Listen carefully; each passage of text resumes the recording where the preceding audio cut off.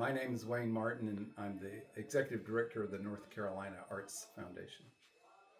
I got interested in the music of Charlie Poole, and through that became a window into all of the incredible styles and repertories of all these musicians throughout Virginia and North Carolina, and went for years without realizing that there had been an important recording session in Asheville in 1925.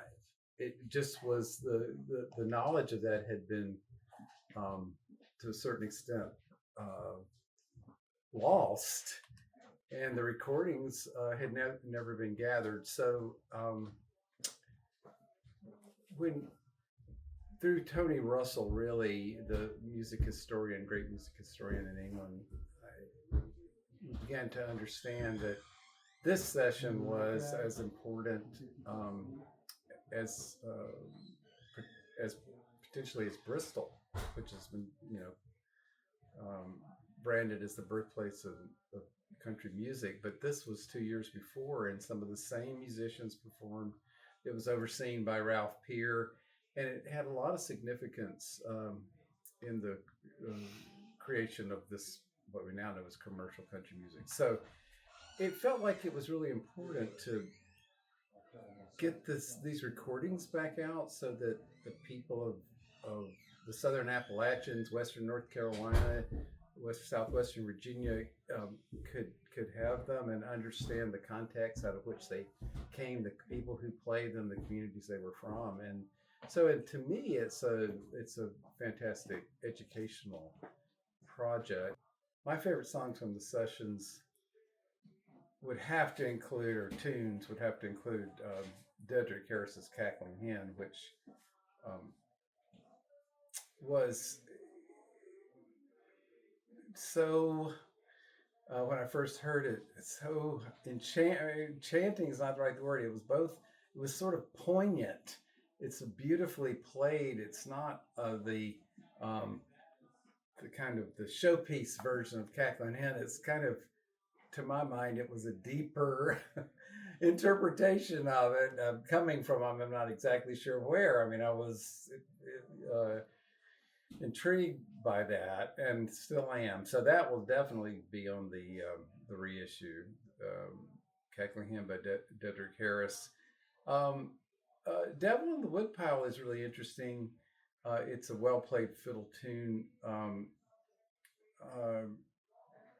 by a man and his daughter from southwestern Virginia.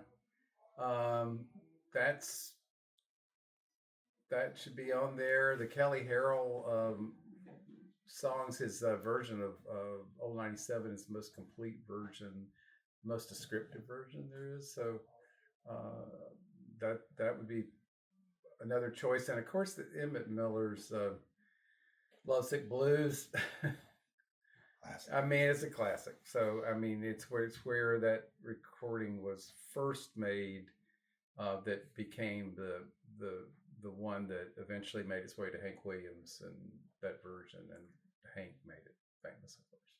Well, Western North Carolina has suffered really horrible devastation from Hurricane Helene, but it is through the grassroots arts of the region that I feel like people will begin, once they get through this basic recovery phase, will want to reaffirm who they are.